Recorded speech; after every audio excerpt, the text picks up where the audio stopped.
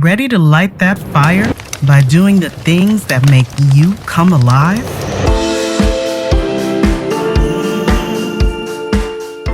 Welcome to Health Raisers, a podcast for wise women. I'm your host, Dr. Nadine. I left a soul-crushing medical career full of bad news and evolved into a joyful health integration coach, helping hundreds of women find their healthy.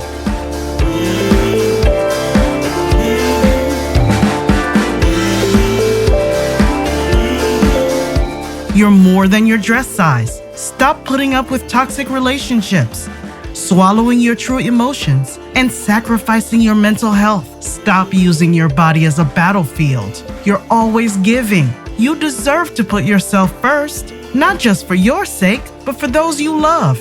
Wise women, let's make ourselves a priority right now. It's time to raise some health together.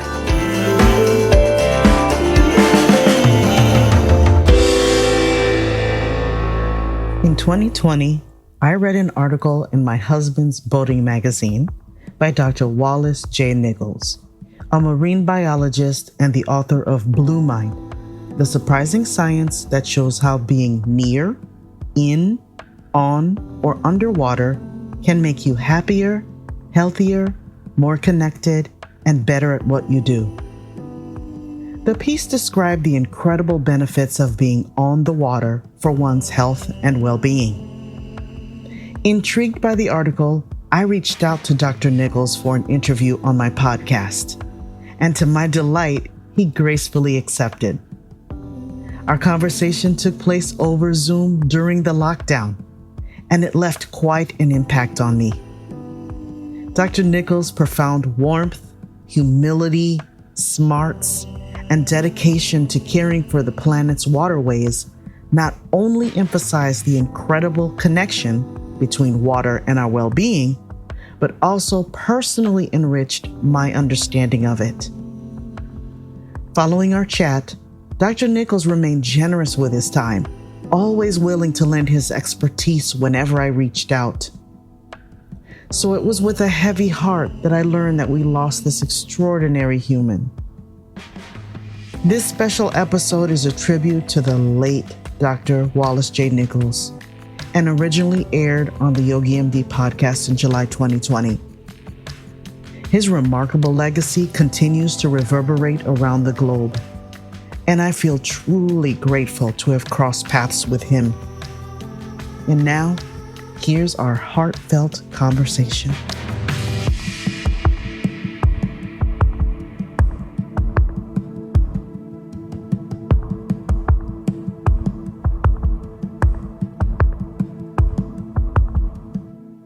I'm a marine biologist by training. I'm a water lover since birth. And those two things obviously are connected. But what I've been focused on is trying to better understand the true value in our lives as humans of healthy waters, lakes, rivers, oceans, pools, the tap water, the shower, the bathtub, all the water that flows through our lives. Really trying to get a better understanding of its value. And as a scientist, I approach it kind of, I'm interested in the research. I'm interested in doing or gathering and summarizing the research. But then I think most importantly, sharing what I learn in the most practical ways possible. I've published a lot of papers. They sit in the journals. Those journals sit on the shelves or online. And a handful of people read them. That's not what I'm all about anymore. I think that's important, but you got to get the science and the information practically into people's hands. And so that's the other part of what I try to do is build networks of like-minded or open-minded people, and then share the work. That's what I've been up to the last 10 years, is really looking at the physical, social, and emotional health benefits of water in our lives. What I know as a marine biologist is that when we undervalue our water, bad things happen. just as when we undervalue each other, bad things happen. So you were telling me that your family derives all of this joy and connectivity. That's part of the value of that water that you get to be on together. It brings peace, it brings solitude, it brings connectivity, it brings understanding, it brings insight, it brings relaxation. Yes, water gives us the oxygen we breathe. Yes, it gives us jobs. It boosts the economy. Yes, it gives us protein. But it also gives us all of these incredible emotional benefits. The intangibles. Yeah. If you've been a person, like I've been fortunate enough, and quite frankly, took it for granted a lot of times. It's not easy to manage a family in a confined space on a quote unquote vacation when we feel like we're driving each other crazy. But there were so many wonderful lessons and so many wonderful benefits that continue to give even after so many years of traveling and having a family life on a boat, where we actively sought out time together on the boat and took active vacations 2 weeks at a time, being away from everything, learning how to talk to each other, learning how to get along, learning how to manage conflict, learning how to relax together, learning how to establish boundaries and respect one another's boundaries. I understand Blue Mind through my life and research, but I really love hearing it when it passes through your life and others. And I think that's what makes it work, is you have your experience with water, with your family, with boating, and everybody else has their experience, and it's going to be different. And so, when I lecture, I'll often I turn it from lecture to facilitation, and I'll ask an audience, what's your water? What's the water you first fell in love with? What's the water you're in love with today? Turn to the person next to you and share your water story. Okay, go. And then the room explodes with conversation. And it's so beautiful because everybody gets to tell their water story to their new friend.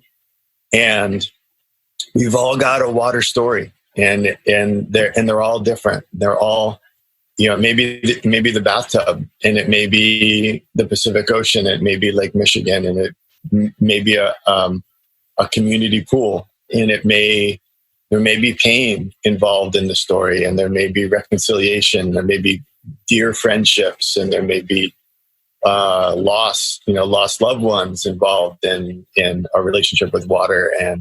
But it's so rich and it's so personal. Mm-hmm.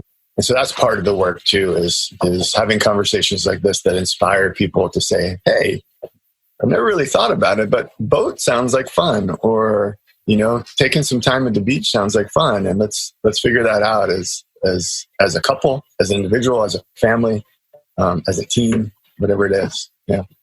It's funny you say that too, because I was not a boater. I was not a lover of water. I was actually pretty afraid of water for a lot of my life. I can swim, but it doesn't feel great to me. That's not my go-to form of exercise.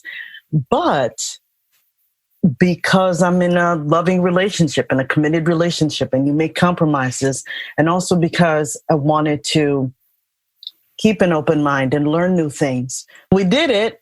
And we learned together, and it wasn't always fun and warm and fuzzy, but the challenges really promoted a lot of growth. We've had many, many adventures that went awry, but also many, many adventures that were really lovely memories as a couple and as a family. For me personally, I can say that it was an opportunity that I'm glad I took, and I didn't push back or resist to do something that was not in my comfort zone. And now, here's an ad from our sponsor.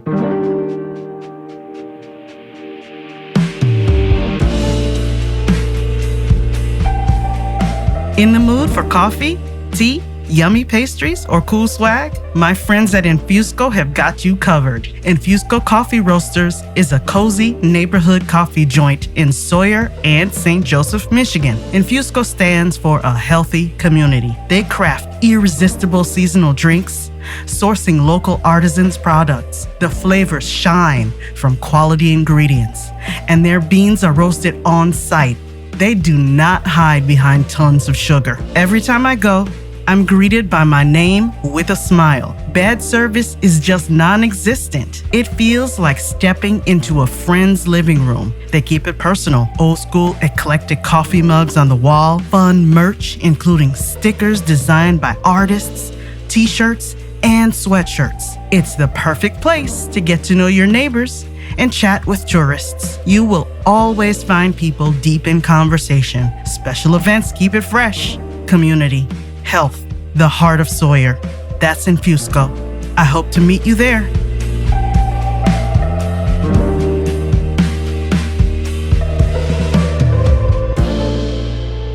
We have two gorgeous photographs that we got from a photographer we discovered on a boating vacation in a small town in Michigan. They're close-up shots. One is a lighthouse and one is a beach shore. So every time I look at them, I feel relaxed. I can hear and see the movement of the water just from the photograph. It's so important that you bring up the what I call virtual water. It can be photography and artwork, and it can be music, it can be literature, poetry, and it's all of that takes you back to your boat, takes you back to your beach, takes you back to your lake, takes you back to your blue mind. But here's a little sort of pro user tip on the virtual water and the artwork. If your photographs and art have been in the same place for a long time, move them. And what that does, it kind of reactivates the novelty of the art. Because sometimes when art stays in the same place for a very long time, you start to not see it because it just blends into the wall or blends into the decor, and you get used to it and you appreciate it a little bit less. When I travel and don't have access to the natural water sounds, I'll do the same thing you do, and just I'll find a 10-hour YouTube ocean sound. I'll just put that on play or an app and listen to it. And it also masks all the noise in a hotel room, or if you're in a more urban environment, it helps to kind of cover up the things that might keep you awake. So it's good to have a toolkit of other ways, whether it's an urban fountain that you can sit by during lunch, or a bathtub at home that you've set up so you really love it, or artwork and recordings and podcasts, and pull up your favorite podcast of people talking about water and just lose yourself in that, or audiobooks, as the case may be. Yeah. Those are all ways that we can practice Blue Mind. So you've talked about Blue Mind. Can you define for my audience the difference between what you've coined Blue Mind versus Red Mind? Yeah, so I think the best way to understand Blue Mind is usually to start with Red Mind, which is our new normal. We have way more information coming into our brains per hour, per day than any other generation of humans. And you can look at the comparisons, and we might consume more information in a busy hour than our ancestors consumed in a month, just given all the forms of communication that we have. And it's all the different kinds of screens. And I watch my kids use Instagram, and they just go through hundreds, if not thousands of images, sometimes in a minute. Yeah. And so they're taking that in. They're not really processing it much, but it's still information that's arriving through their eyes and into their brains. We're kind of overcommitted. A lot of Americans don't take all their vacation days. A lot of Americans, when they do take a vacation, they don't really stop working. They take their smartphone with them. We check the news when Friday comes along and it's time to go relax. We go to a loud restaurant with 15 different TV screens playing 15 sporting events, and we stay distracted. At its extreme, it can lead to anxiety. It can lead to disorder. It can lead to unhealth. So that stress, the stress hormones that we've become addicted to, if you just keep them pumping through your body all the time, that cortisol, it impedes healing. It promotes inflammation, which impedes healing. So that's red mind. If you stay in red mind too long, you will inevitably end up in gray mind, which is burnout and breakdown. Red mind can be very useful. It's what fires us up. It's the fire in our belly. It's what gets us to the finish line. It's what helps us compete, and that's how we put a spaceship on the moon. It's how we strive and thrive. But if it's all you have, you will break down. And I'm not saying we need to be in blue mind all the time. That's just not. You'd be the classic surfer dude who's like, whatever, man, I don't care. It's all good. That's not really what we're talking about. But once in a while, you need a little bit of that. You need to be on the bow of the boat, chilling, and letting your body and your mind feel restored, connecting with yourself, connecting with your planet, connecting with your loved ones, without screens, without information, without a to-do list. But I would caution people against bringing too much of the red mind structure to their blue mind activity. So I see people on the beach who they've got their Fitbit and they've got their headphones and they've got a certain amount of time and a certain number of steps, and they're on the beach getting their blue mind on, but it's all in a little box and it's all hyper quantified, and they might not really be getting the reset that they could be if they were just not look at that little screen on their wrist and pull the headphones. I think it's important to remember that these are tools, and are you using the tool or is the tool using you? Right. Who's in control? Exactly. And there are times where I have my smartwatch, and sometimes I get super irritated when I haven't reached the goal that I want to reach. And my daughter, my eldest one, looked at me and a couple of times and said this to me. This is just a tool, right? You got your steps in. Just because the watch didn't say it, it's okay. Yeah, that's right.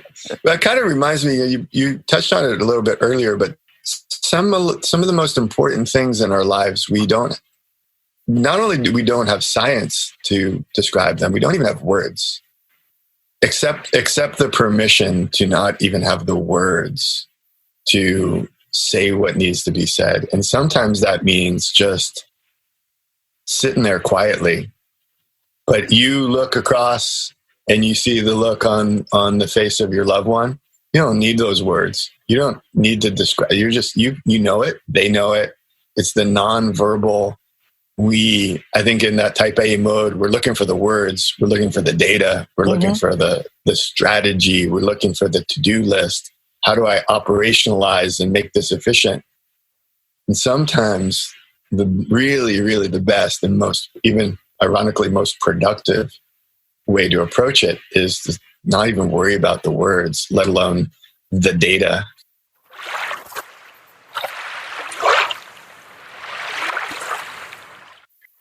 One of the things that you mentioned comes to mind in your point you just made was that we do need to establish a level of what might seem to be boredom or quiet, so that we allow our brains to do a lot of the work that's necessary to process new information, to create new memories.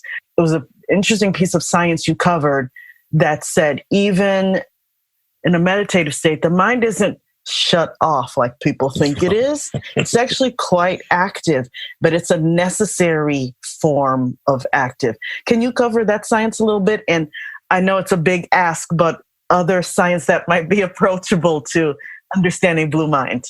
So I think, the science, a lot of the research has become available on sleep and the importance of sleep and rest, really, truly restful, your full 8 hours or more every night. And what's happening while we sleep and while we rest and we sit quietly in a meditative state is consolidation. we do a lot of pruning of information that we gather during the day when our mind is at rest. So the insight there is that there's a lot of processing that's going on even while we sleep. There's a lot of activity even while we meditate. And it turns out those are very important and very healthy. And they allow us to be creative. They allow us to make sense of the world. They allow us to connect the dots. And Blue Mind isn't just, I'm on the bow of the boat, I'm surrounded by whales, I'm having this incredible National Geographic moment. Blue Mind can be in your bed at night with your eyes closed, just, thinking about those places, or drifting in the middle of the day, letting your mind wander. And it's that mildly meditative state that turns out, not only is it really healthy in this red-minded world, it's a requirement for you to be the best at what you do as a creative, problem-solving adult with responsibility. And the great thing about water is that technology and water don't love each other. I probably shouldn't bring my iPhone in the water, even though it says it can go to a few feet underwater. Probably a bad idea. And so even the bathtub, you're best off leaving the technology far away from the water and just being with the water. And, granted, it's nice to take photos sometimes, but even that, just, you don't need a photo of every sunset. You could, they look a lot alike day after day. So, you don't have to prove anything. There's lots of photos of sunsets. There's something very psychologically important to solitude, to really being truly alone, which means not together online, not monitored, not recorded. Alexa and Siri are not part of solitude. Even though it seems like we're connected, it's so true that people are, and studies are showing that people are feeling even more anxious and more depressed with all of this so-called connectivity. I was having this conversation with my brother-in-law the other day, and I said, I don't know why we call them Facebook friends. And look, maybe some of them are your friends. Okay? I'm not saying that. What I'm saying is 500 of them cannot possibly be your friends. And so even the terminology is misleading, and it makes you feel anxious and depressed that you're not getting more likes or more attention with your posts. Or what's wrong with me? Or why don't I look like that gorgeous? Why am I not sitting on the beach with the sunset behind me with the glasses of wine and as part of this perfect couple? Well, you don't know if that couple didn't just have a fight right before that picture or after. Well, the other thing is, if you compare yourself daily to everyone, which is what social media does, you're comparing yourself to an amalgamation, the conglomerate, everyone, everything. So everybody's vacation so that's them, and then there's you. You lose every time.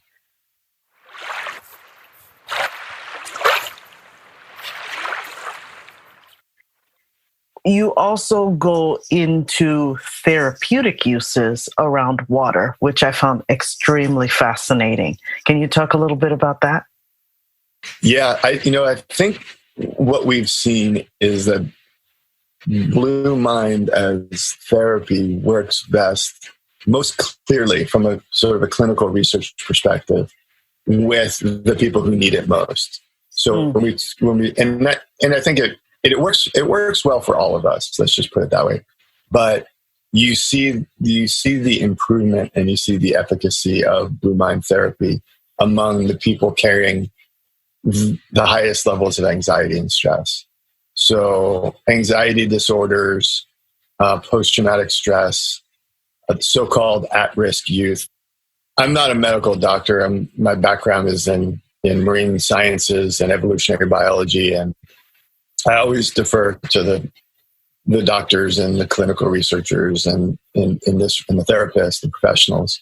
But what we've found is that when Blue Mind is used in complement with other kinds of therapies. So this is not an either or. We're not in a fight. It's a yes and situation. So when you add water to your therapies, whatever you're doing already, oftentimes what we see is the other stuff works better. So for example, we work with a lot of veterans who have debilitating post-traumatic stress from their time in war. And some of them don't sleep or haven't slept for years. They try to function during the day. They are highly medicated, sometimes self-medicated in ways like alcohol and drugs. Anxiety and depression define their lives. Their social lives suffer. Their physical health suffers. And when they get connected to the water through boating, through fly fishing, through paddling, through surfing, sailing, kayaking, we see a lot of improvement. And it's not like it's a silver bullet fix to post-traumatic stress at all. But the nights after spending days on the water, people sleep better. You're just tired, but in a good way. And that's a gift. If you haven't slept for years because of anxiety and you get a good night's sleep, you wake up in the morning and you feel like you got a piece of yourself back. Men and women who have had anxiety and stress that's led to addiction, when they can satisfy the addictive tendency with something like surfing or going to the beach cleanups, especially when there's a service component, then it's just amazing. So if the surf therapy is helping them take care of themselves, but then they become addicted to serving others through surf therapy, then it's just magic. It's just pure magic. You've got to find the proper tools because they're individual. Not everything works for everyone. You have your unique personality. And so it's really your responsibility to discover those things. You alluded to a toolbox. That's a term I use a lot in my classes. You've got to figure out what tools to put in your own toolbox. So you know how to self-regulate, or you know what's right for you, what's not right for you. Because again, not everything works for everybody, and it shouldn't. Doesn't make any sense. Sometimes, in your story, it aligns with this. You may say, I understand what you're telling me. I understand this boat thing, but I'm not really into it. And so there's a comfort zone that needs to be extended. And so that's a whole other category. There's a new skill set that needs to be acquired. And it may involve learning to swim. I meet adults all the time. Like when I was a kid, I loved swimming. I loved jumping in to the water, and I loved swimming to the bottom and sitting there. Let's get that peace of mind that you felt as a child back. Let's rekindle that. Let's just go to the pool and sit in the water and float and hold your breath and sit on the bottom for 15 seconds. And the peace that can bring.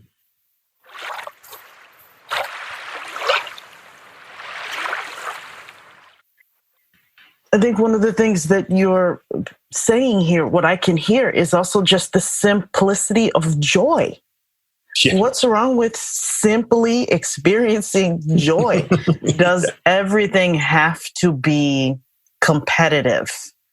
It is simple joy. And if your tub shower experience has become purely functional, strictly hygiene, you're missing out. That water that's flowing through your home, that water has been on Earth forever. Same water. It's gone through the water cycle. It's been all over the place. It's been in the sky. It's been on the ground. It's been in the soil. It's been through bodies, organisms. It's been through the rivers and the lakes. It's been through the ocean, and it's been recycling for millennia. You get the privilege of having it pass through some tubes and pipes into your home. Half of the water, according to NASA, half the water on Earth came in on other celestial bodies like asteroids. So half of the water that's here that we use, we enjoy, is extraterrestrial. It's the matrix of life, and you get it. We take it for granted as it passes through our homes.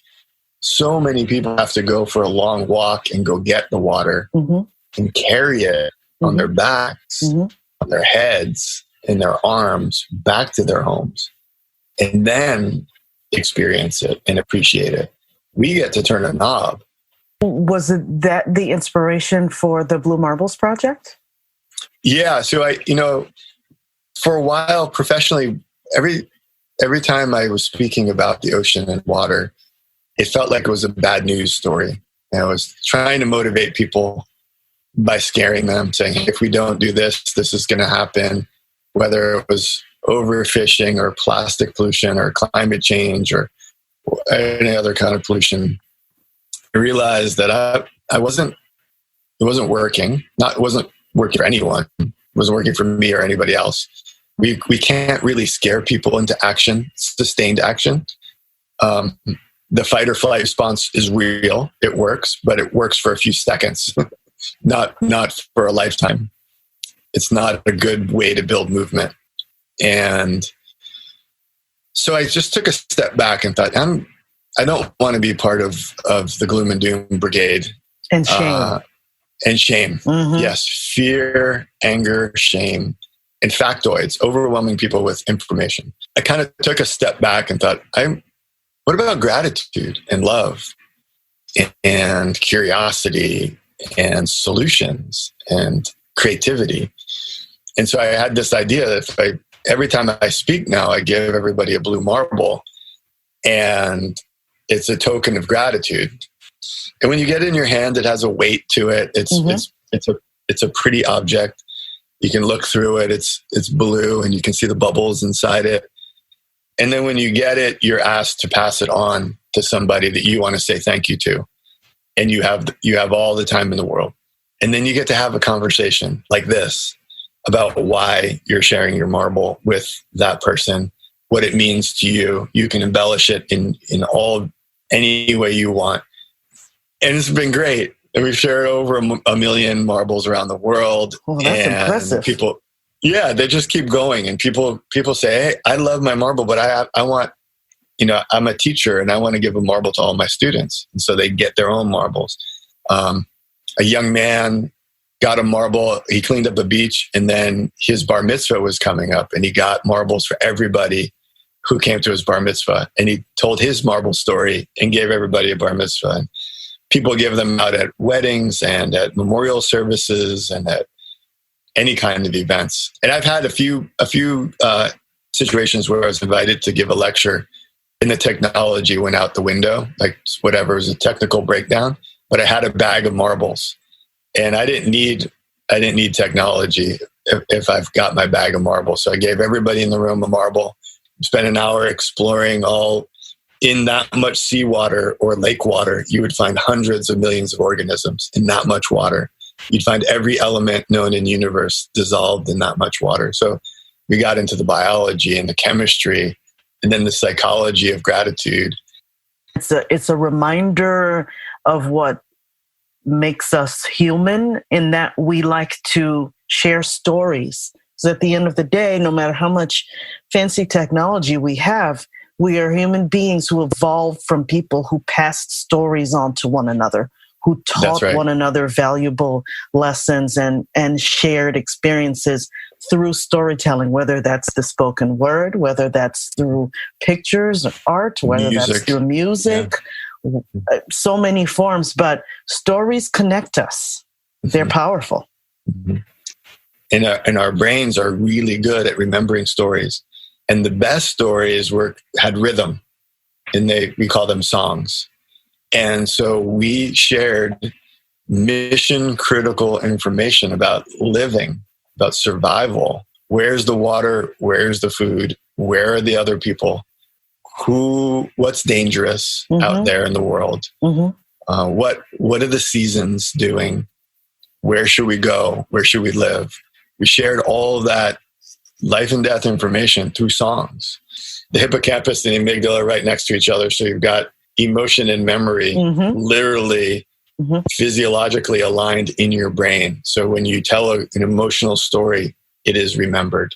That's kind of, the marble story. If we can transmit information about being healthier individually, collectively, and living on a healthier planet, if we can transmit that through great stories and the gift of that marble, it's going to go a lot further than sitting at the front of a room with a PowerPoint scaring the crap out of people, making them feel bad.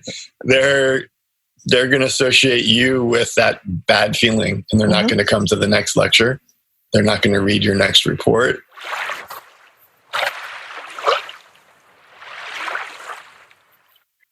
It has been an enormous honor, and it's such a pleasure and so comfortable. It's just so much fun to talk to you. Like we could talk all day. My final question that I ask everyone is, what is your personal definition of what it means to be healthy? I think I would have answered that differently before I was a dad. As a dad now, 2 teenage daughters, I realize how my health and their health are intertwined. That if I'm healthy in mind, body, and spirit, it influences them, and vice versa. And we've had some family health crises that I won't go into. It's not my story to tell. It's my daughter's story. It's really hard, really, really hard for her and for all of us. And I recognize through that this idea of, family-based health and family-based therapy and family-based healing, and how important our health is to each other as a unit. And that's true for families. It's true for communities. I'll go so far as say, I think it's true for countries, nations. If my neighbors are not healthy, I'm not healthy. That's how I feel.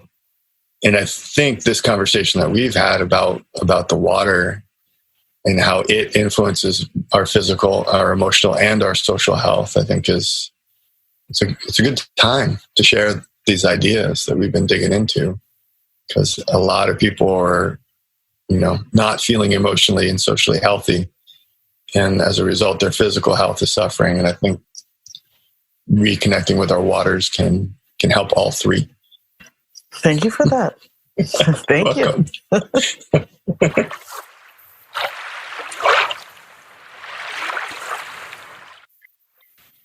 And now it's time for the Mindful Minute. In our chat, Dr. Nichols talked about a tradition that he had started several years ago, which is the Blue Mind Challenge.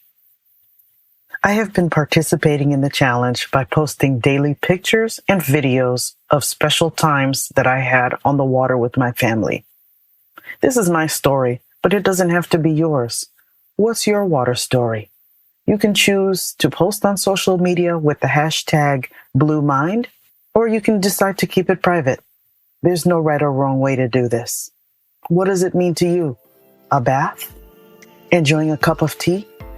Taking a walk in a natural setting and listening to the water sounds in the distance? Your choice. Thanks for being here. See you next time.